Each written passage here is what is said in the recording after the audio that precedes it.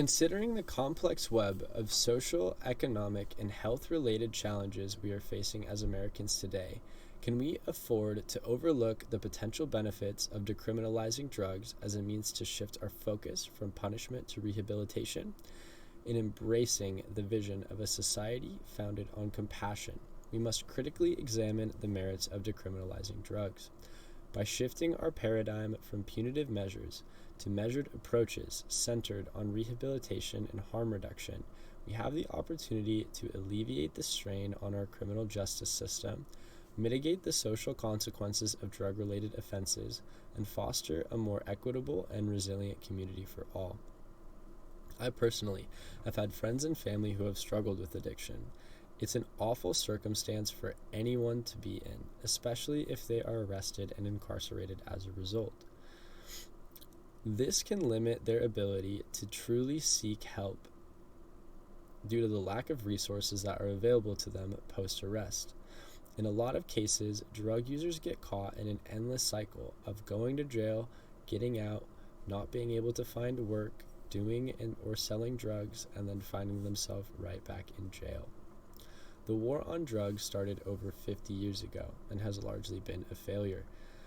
Instead of limiting the amount of drugs being distributed, it has led to a large increase in drug-related arrests and imprisonments.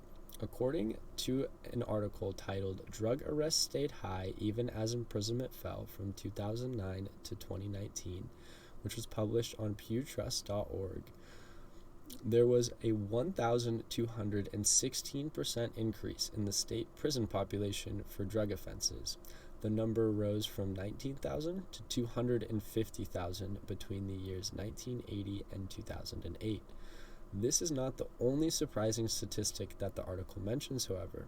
It later cites FBI statistics that show that in 2019, more than 1.5 million people were arrested for drug-related charges. This was the highest number of any arrest category for that year.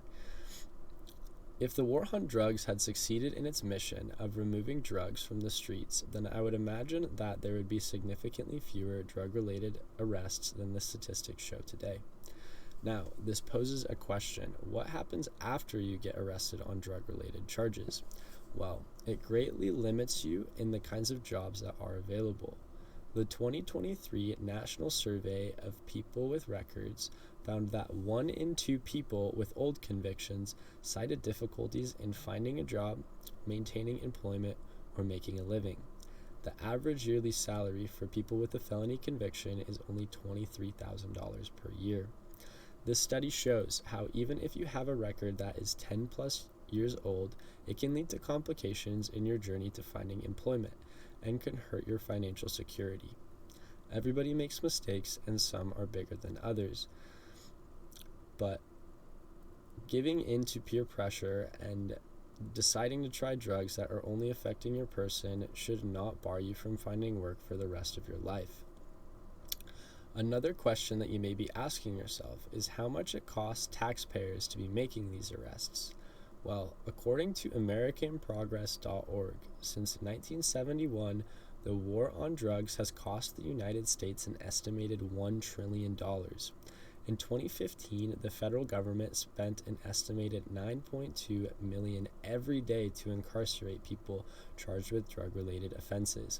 This adds up to more than $3.3 billion annually. This is, however, only the federal statistic.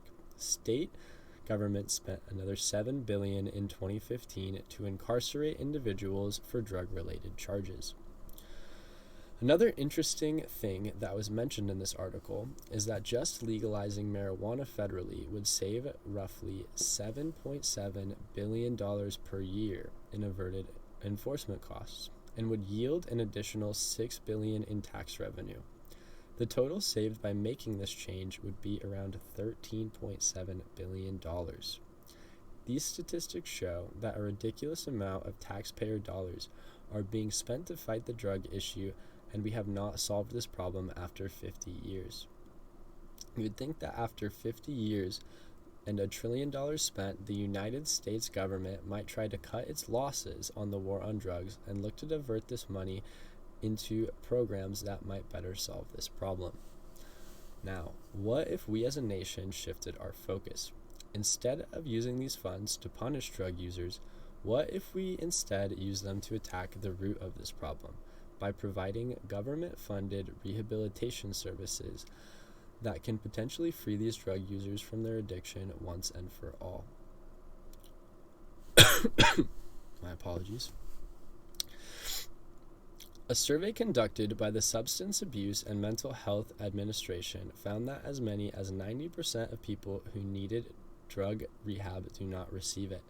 If we diverted funds from the money used to punish drug users into rehabilitation, a large number of people would finally be allowed access to the only true solution to this problem, which is overcoming their addiction. Now, me saying this is not me saying that rehabilitation is a 100% cure for addiction, because it is not. Many people will still continue to use drugs even with these programs available, and many people who take advantage of these programs will relapse and continue using drugs after the fact. This solution, however, does give them a fighting chance and allows the people who are genuinely looking for a better way to beat their addiction a path to do so. The decriminalization of drugs allows us to lower arrest numbers significantly. It also allows for more economic opportunities for past or current nonviolent drug users. And lastly, this allows us to divert taxpayer dollars into a solution that attacks the epidemic that is drug addiction. I hope by the end of this speech, you do not think that I am endorsing drug use, because I am not doing that. Drug use is bad and is a real problem that needs to be addressed in this country. All I am trying to do is offer a new perspective on a problem that has only gotten worse as our government has tried to eliminate it. Drugs are not going away anytime soon, and I think that it's time that we as a country accept this fact. The only solution that works is the individual drug user making the decision to seek help and for them to end their addiction through their own free will. I know that this isn't the best possible solution, but it might be the best solution we have available to us at this time. I have seen family members really benefit from these rehabilitation programs, and there are countless numbers of other success stories as well. In embracing the decriminalization of drugs, we embark on a journey not just toward a reformed legal landscape, but it is also an acceptance of the transformative power of treating addiction as a health issue rather than a criminal one. For in the end, it is not just the laws that we change, but the lives that we save and the communities that we heal. Thank you.